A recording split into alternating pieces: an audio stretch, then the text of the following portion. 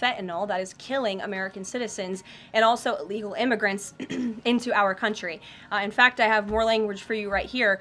Canada, Mexico, and China, which, as I mentioned, President Trump will implement a 10% tariff on China, have all enabled illegal drugs to pour into America. The amount of fentanyl that has been seized at the southern border in the last 2 years alone has the potential to kill tens of millions of Americans. And so the president is intent on doing this. And I think Justin Trudeau would be wise to talk to President Trump directly before pushing outlandish comments like that to the media. If I may, one more. Yes, Lindsay. Go back to the plane crash for one. If I can go back to the plane crash for just 1 second. You're interrupting your colleague, but sure. Sorry, I thought you called on me. I called on Lindsay. The president this morning said the Black Hawk helicopter was flying too high. I'm wondering if he's basing that on what he learned from investigators, and if you could offer a little bit more of a window into how he is keeping abreast of this investigation. Sure. Is the NTSB briefing him separately? Is he meeting in the Situation Room? You just sort of offer a window into that. Yeah, the president based that statement on truth, because it is truth and it's fact, and it was relayed to him by the authorities who are overseeing the investigation into this horrific plane collision. And the president, as I said in my opening remarks, continues to be briefed on the collision by everybody across his cabinet, the Secretary of Transportation, the Secretary of Defense, the NTSB, who the commissioner there was in the Oval Office with him yesterday. Lindsay. Lindsay, go ahead. Lindsay, go ahead. Thank you. The CIA actually revealed that they do also believe that COVID-19 was from a lab leak in Wuhan, China.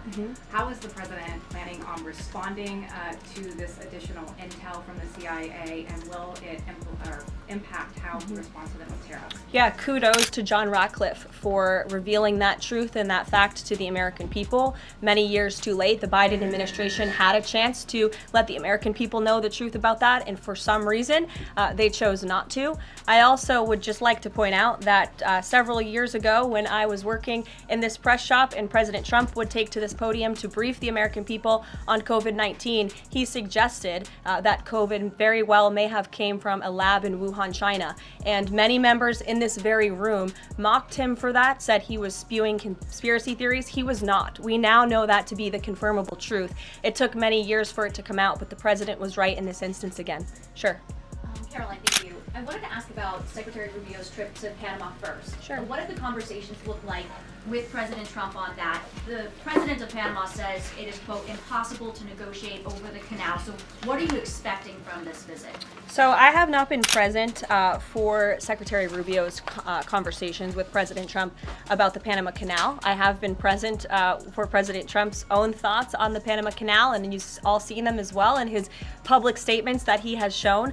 He believes it's unacceptable that the canal is essentially run by the Chinese Communist Party. If you look at both ends of the canal, massive Chinese Communist Party linked companies run the canal. That's unfair to the American people, many of whom lost their lives many years ago building this canal. The American taxpayers are paying millions of dollars for the canal, and the president believes it's in our national interest as a nation for Secretary Rubio to go there and begin these discussions, and that's exactly why he's doing that. Sure. Thank you very much, Karoline. Is the United States in the process of pulling out of Syria militarily? Because the president wanted to do that in his first term as well, and he had a lot of pushback from the Pentagon and Congress. And based on what he said yesterday, is he considering doing that in a short time? The president was asked and answered this question yesterday, and he, as the commander-in-chief of the United States military, reserves the right to review troop deployments overseas at any point in time. Is that a topic right now? Yes. Thank you.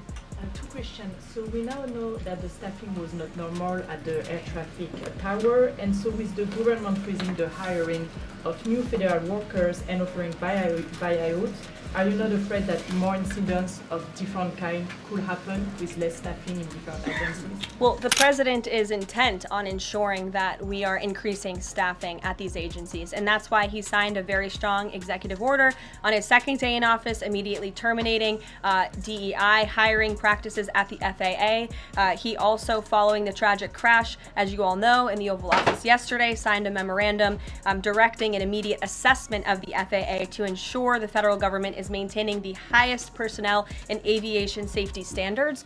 And I would also just say there's a cultural piece to this as well. If you are an American who has spent many years studying aviation and you graduate from school and you're an air traffic controller based on skill and merit, and then you apply for a job and you're forced to fill out a biographical questionnaire asking you the color of your skin and asking you where you're from in details that aren't relevant at all to the job description, I think that deteriorates the morale of people in this industry. And if you talk to people in this industry, they'll tell you that. In fact, many of them filed a lawsuit against the FAA a couple of years ago under Joe Biden's administration because they were denied positions because of this DEI hiring practice that was putting identity politics over merit and skills. That's unacceptable. And I think just to put a fine point on this, because this is the third or fourth question I've answered on this subject, when you are flying on an airplane with your loved ones, which every one of us in this room has, do you pray that your plane lands safely and gets you to your destination, or do you pray that the pilot has a certain skin color? I think we all know the answer to that question, and as President Trump said yesterday, it's common sense. Rob Crilly. Yeah, I'd just like to follow up on that last question, actually. Has there been any sort of assurance from the FAA that they will immediately improve staffing levels, given the reports of not normal staffing levels on Wednesday? Oh, absolutely. You had Secretary Duffy here yesterday at the White House at this podium saying that he is on it, and we can all trust that he definitely will be. John Decker. Thanks a lot, Carol. You follow me, right? Yes, I did. Thank you very much. As long as your name's still John Decker. It is, absolutely. Thank you. The president's meeting today with the founder and CEO of NVIDIA. What is that meeting concerning, and who sought that meeting? I don't have details on this. It's a private meeting. It will take place at 2:30 p.m. I'll try to get there in time, and I can let you know after. How's that? On Guantanamo Bay, can you give more details about setting up that detention facility at Gitmo? How will that come about? What's the timing in terms of standing it up? And of course, this has happened before during the Clinton administration. Yeah, that's right. Detainees of Cuban and Haitian descent were both detained at Guantanamo. Are you looking at that model in setting up this detention facility? Secretary Hegseth, I believe, was on television this morning answering this question, and he said that the Department of Defense is already on it. He has directed his agency to ensure that Gitmo is increasing their capacity for beds, and that's exactly what President Trump's executive order did. It directed Secretary Hegseth and also Secretary Noem to expand the Migrant Operations Center at the Naval Station to provide for this extra detention space. And as Secretary Hegseth confirmed this morning, that operation is underway. Sure. Caroline, on the tariffs, can you clarify whether those will actually be going into effect tomorrow, or Yes. whether there might be some lead time? Yes. And are those, they will be going into effect? Correct. And are those meant to be in place long term, or is there a scenario in which Canada, Mexico, and China can offer concessions and then they would be removed? At this point, the president has made it very clear those tariffs are going to be implemented and in effect. If the president at any time decides to roll back those tariffs, I'll leave it to him to make that decision. But starting tomorrow, those tariffs will be in place. Sure. Thanks, Caroline. Yes. Can you confirm a report by our friends at the Daily Mail that the British Prime Minister Keir Starmer is going to be visiting the White House in February? And also, if I may, do you have any more details on Netanyahu's visit here next week? Sure. I have not seen that report about the Prime Minister. I can go check back with our friends at the National Security Council and get back to you on that. I can confirm that Prime Minister Netanyahu will be here on Tuesday, February 4th, for a working meeting and visit with the president. And I'm sure you will all be here, very excited to cover that visit. Sure. Daniel. Thank you, Caroline. You're welcome. Back on the Guantanamo Bay subject, specifically, obviously, why does the president feel like that's the best location or a good location to make sure that Americans are safe from violent illegal migrant crime? Well, it's a really good question, and the memorandum that he signed, the order that he signed, builds on his previous executive actions, obviously, to secure our southern border and deport illegal criminals from the interior of our country.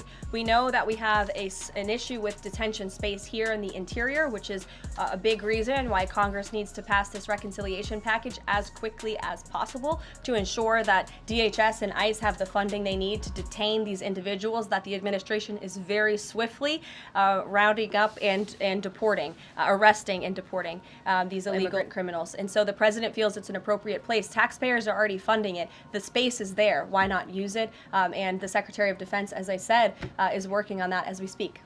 Sure.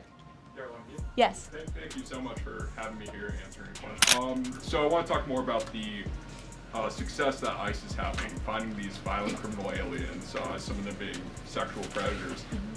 But my friend Ben Bergquam reports that the Chicago mayor and the Illinois governor are preventing ISIS from going into jails and prisons to enforce detainers against illegal aliens. In Maryland, the Attorney General has also put out a memo hindering local police cooperation with ICE. Does the administration